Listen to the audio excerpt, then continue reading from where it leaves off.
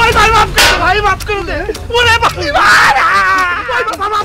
ভাই, ভাই মাফ করে দে, মাফ করে দে ভাই। ওরে বাবা আন্টি ভাই গেল, ওরে গেছে ভাই মাফ করে দে ভাই, ওরে ভাই মাফ করে দে ভাই।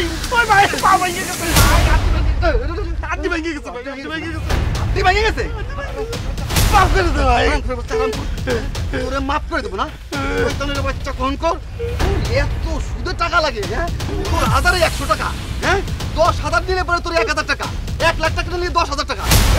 এই চক্রবিদ্যালয় সুদ তো ব্যাংকও নেয় না, তোর এত লাগে কেমনে? হ্যাঁ, এই তুই শামসুরের সুদে টাকা দিছিলি, বেচারা টাকা দিতে পারে নাই, তুই কি করছিস?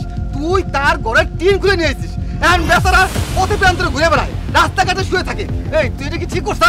তোর কত বড় সাহস, সুদের টাকা দান দিবে বলি বলে তার গরু ছেড়ে নিয়ে আসোস, একজনের মনে করেন খাসি ছেড়ে নিয়ে আসোস, একজনের ঘরে টিন খুলে নিয়ে আসোস, তোরে তো মাইর আজকে পাটাপাট করে খাইবো। এই তুই যে চড়া হারে সুদ খাস, তোর মূর্তি হবি না একদিন। তোর কবরে এই সুদের টাকা সাপ হয়ে কামড়াবি, সাপ। হ্যাঁ, এটা সুদ করে নাম নিয়ে গরু গায়ে ফু দিলে পরে তার গায়েতে পোকা বন্ধ চলে যায়। তুই কত বড় হারামি! হ্যাঁ, সুদের টাকা দেশ তো দেশ, তারপরে সেটা চক্রবৃদ্ধি হারে আরো বাড়াস। তোর ইচ্ছা করতেছে মনে হচ্ছে পায়ের তলাইতে একটা মাথা বন্ধ বাইরে ফাড়া লাগবে। তোর কারণে, একমাত্র তোর কারণে অনেক পরিবার নিঃস্ব হয়ে গেছে। তুই কেমনে করো সেটা? তুই মানুষ না?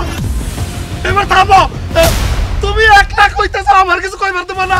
অপরাধী কি শুধু আমি একলাই? তুমি অপরাধী না? হ্যাঁ ভাই, উনি আমার কাছ থেকে 3 লাখ টাকা নিচ্ছে সুদে। সুদের টাকা তো দেয় নাই, আমরা আসলে 1 টাকাও দেয় নাই ভাই।